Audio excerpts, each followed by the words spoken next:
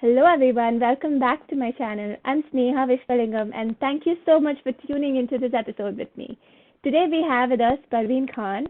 Parveen is a senior test engineer in London and she's also a quality advocate who speaks in multiple test conferences throughout the year. Parveen also runs this initiative called the Testing Tour in which she pairs with different test engineers throughout the world and writes about her learnings and experiences in her website so that everyone can gain out of that. Parveen is also a super mom of two amazing children, and she shares with us how she balances her full time job along with the speaking gigs while also being an amazing mom. So I'm so excited and so happy to have Parveen here. Stay tuned and watch the entire episode to see what Parveen has to share with us. So right now,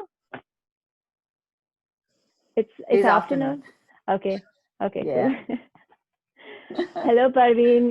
Good afternoon, and I'm so happy to have you here today. Um, would you like to introduce yourself to our audience? Yeah. Hello. Hi, Sneha. And yeah, thank you so much for having me for this interview. And yeah, I'm Parveen Khan, and I'm a senior test engineer working at Square Marble Technology, which is based in London, UK. Yeah, and yeah, I'm more of a tester, trying to be working with along with the teams and being like a quality advocate. So that is like, yeah, that's about me basically. Yeah. Thank you, Parveen. Thank you for that lovely introduction. So we know we've talked before, and then you mentioned that you were a lone tester in the team. So can you tell us a little bit more about that experience of being the only tester? What are some of the pros and cons of being the only tester in the team? Yeah, I've been mostly I've mostly in my career I've been a solo tester, or I can say the first tester on a team. And in fact, currently as well, I'm a solo tester on the team. So I think I think with everything there's pros and cons, right? So with being a solo tester, the same thing, like pros and cons. Like you seem to be like you have it's more powerful, but then at the same time you don't have the same you don't have any testers to any other fellow testers to brainstorm your ideas, or Mm-hmm. maybe learn something from them. So that's one of the things which which I always miss, basically being a solo tester. But apart from that, I think working on a team, being a solo tester, it's like being more proactive and working with the developers and trying to be more like the driving force. Mm-hmm. So yeah, so because I missed sharing ideas and learning from the other testers, because I was the only one tester all the time. Mm-hmm. That's the reason why I think I went on the testing tour, where I was trying to pair up with different testers to see the different perspectives, how they work, and on different various topics, basically. So to see how their thinking process works, to see their perspective from for different topics, basically. So yeah. Yeah, I love your testing tour idea. I think it's great to actually schedule time with someone and pure test with them and try to figure out how they think and bounce off ideas off of each other. I think it's also a wonderful way to learn new technologies that's coming along right now. So kudos to you for doing that. I know it's not hard. It's not easy to make time like that out of work and keep some time separately just for learning new things. So that's amazing. Can we read more about your testing tour in your blog? Like, where are the resources that if someone wants to know more about it, where can they find out about it? Yeah, I mean, with each of my testing tour, I had what like each session, after each session, I used to blog about what I have learned and what exactly I did on that testing tour, so that it's not just for. It was more for me, like, to have a notes, and when I look back, I know what I have done. Like, it's kind of a notes for me, basically. And also, I thought Yeah. it's a great idea to share, like everyone else can read. So you can find all my blogs about each of these sessions on parveenkhans.com, which is Hmm. my blog site. Yeah. Okay. And if someone wants to schedule a testing tour with you, how do they do it? Yeah, I mean, I've not used any kind of tool or like, most of the people use Calendly or anything like that to Mm-hmm. share my schedule. But anyone who is interested, yeah, it is open, my testing door. Anyone interested to pair with me, they can reach me out on Twitter, like, and drop me a message or reach me out on LinkedIn, maybe. Mm-hmm. You can tweet, you can just DM me on Twitter, like my DM is open, and you can reach me out on Okay. Twitter at Parveen_Khan at 10. And yeah, I'm open for it basically. That's awesome. Thank you for keeping it open and thank you for allowing people to reach out to you for this. So, Parveen, another thing, that is so awesome about you is you are an international speaker and you're all over. You've been talking in a number of conferences and, having a full-time job. And you also mentioned you're a super mom of two lovely children and, making time to speak in so many different conferences. How do you do it all? Like, how do you manage your time and how do you make this happen?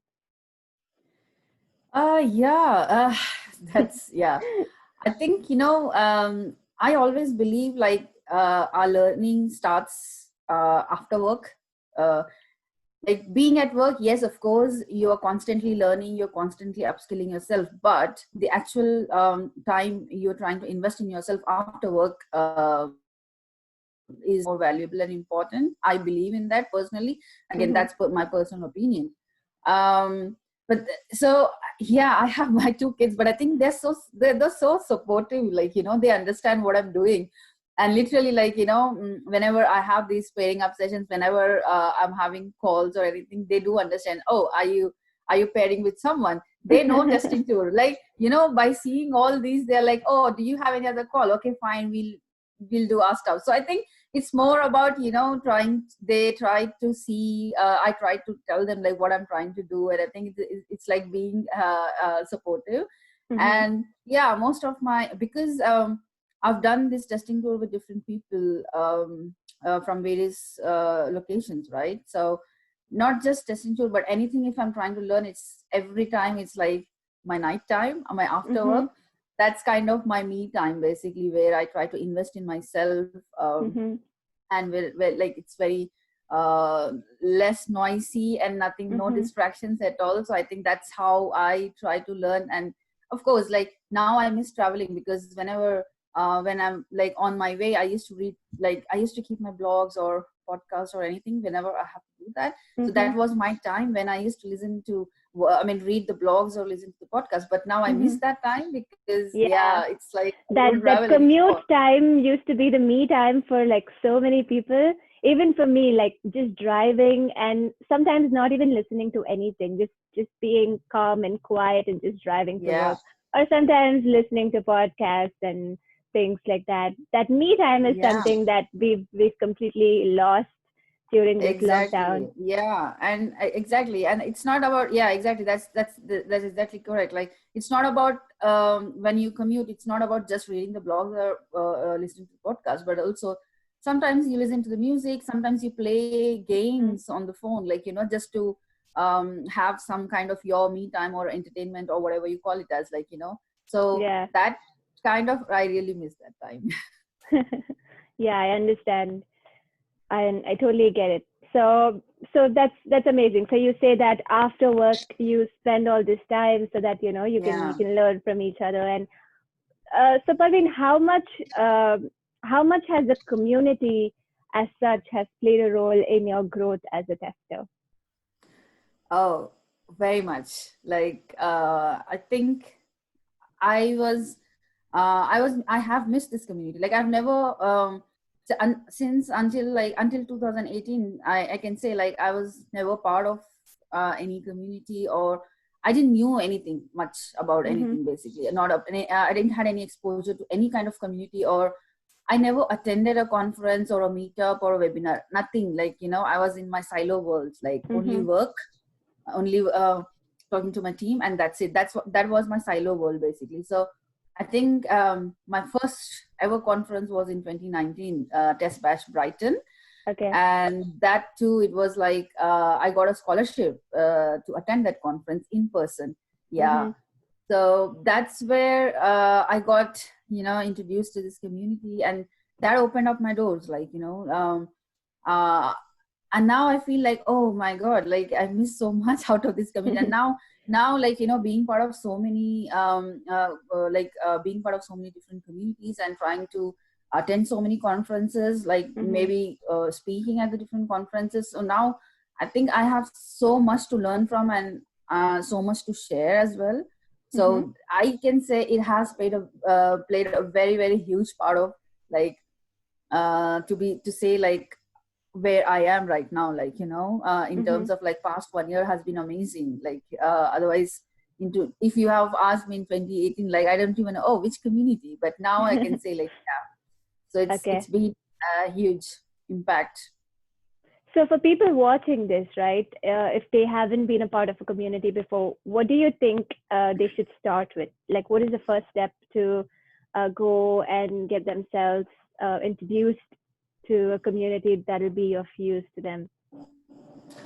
I think because now we all are virtual basically. So I mean, earlier I was not able to attend a lot of meetups because they were mostly after work, and because I'm a mom, like it was very hard for me. But now I can attend all these meetups, because most of the meetups basically, because they are virtual. So I would definitely suggest, like, trying to add yourself to a lot of, because a lot of communities have their own Slack groups, Slack channels, or maybe they have their own way of communication. Maybe try to join some of them and try to interact, try to see what, like, based on what you're learning. There are communities based on what you're trying to learn. Like if you want to learn about testing and test automation, then like joining Ministry of Testing Slack channel. We have Women in Testing Slack channel. So there are so many testing Slack channels where you can join, and you can slowly start conversation, or even be like a listener in the beginning to see how people interact and what topics are there. Sometimes you never know, like you might be struggling with some of the challenge and already someone else is asking that question and you already get your answer. So so I would definitely suggest doing that. Yeah. And I think most of these communities have their own newsletters. So signing up to the newsletters, and they have contact and connection information, and they'll have a link to join their Slack channels like that. And once you get into one Slack channel, you come to know about the other Slack channels, and then you can be a part of those. I think Slack channels are definitely, they've changed the way we've started to network with each other. And I think it's definitely played a major role in my growth as a test engineer as well. I think we met from Slack channel as well, like one of the communities. We did. Yeah. So it's amazing. Yeah, it's amazing the kind of nice people that you'll find. And if you need some kind of help immediately, you can just post in the Slack channel, and anyone who's available will bring back, and it's amazing. Yeah. Okay. So thanks for all this great information, Parveen. So what is something that you're learning right now? Like what's new in your docket, and what is something that you're spending time in?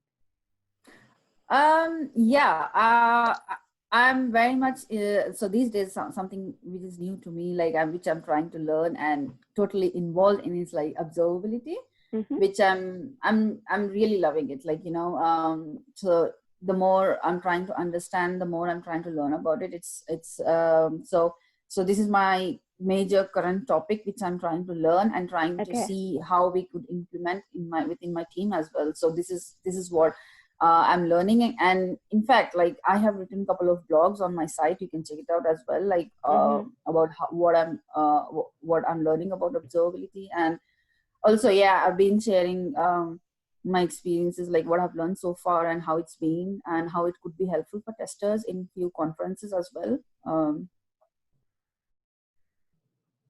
Nice. Yeah, I got a chance to listen to your talk on observability, and I think it was a great, it was like a clear explanation of observability from a tester's point of view.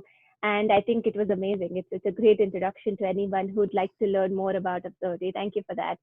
So thanks, Parveen, for all of this great information. Is there anything that you'd like to share with our viewers before we head out? I mean, nothing much. I think I've shared most of my thoughts with your thoughtful, powerful questions, great questions. And I think it was it was more like a great conversation, basically, which was good, amazing. Mm-hmm. And I would say, like, we should not limit ourselves. Like, we are testers, so always trying to learn what only testing related topics we can always explore more. And Mm-hmm. creative testers, so, like, I mean, I know, like, anyone, like, not just testers, but it's for anyone else who's listening to me, like any kind of audience. So it's more of like not to limit ourselves, and think outside the box, and just don't limit. So I think that's what I would like to say to the audience. Yeah. Thank you for that. That's great advice. Expand your horizons and don't limit yourself. Be a creative tester. These are great thoughts. Thank you so much, Parveen, for that wonderful talk. It was great having you here. Thank you so much, Neha. Yeah, thank you for having me, and it was wonderful. Thanks. Let me stop recording.